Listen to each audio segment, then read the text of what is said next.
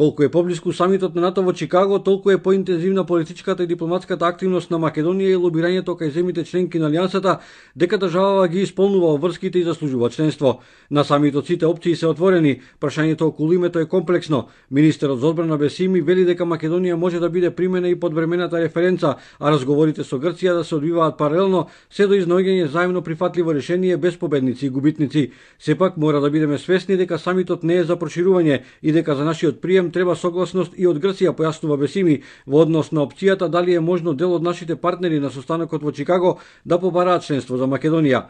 Министерот за одбрана најави средби со колегите од Данска и од Италија. Со овие земји имаме билатерални договори во областа на одбраната, тие се наши пријатели и поддржувачи, а дополнителна тежина на средбата во Данска дава и фактот што претседавач со војно-политичкиот комитет на НАТО е данскиот началник на генералштабот, вели Бесими.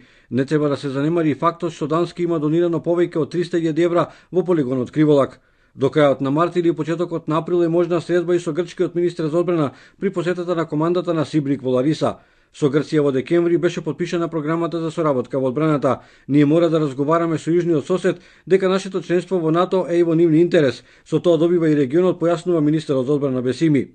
Можност за промоција на Македонија како фактор на стабилност во регионот е и Министерската конференција на земјите од А5 групата, што ќе се одржи идната недела во Скопје.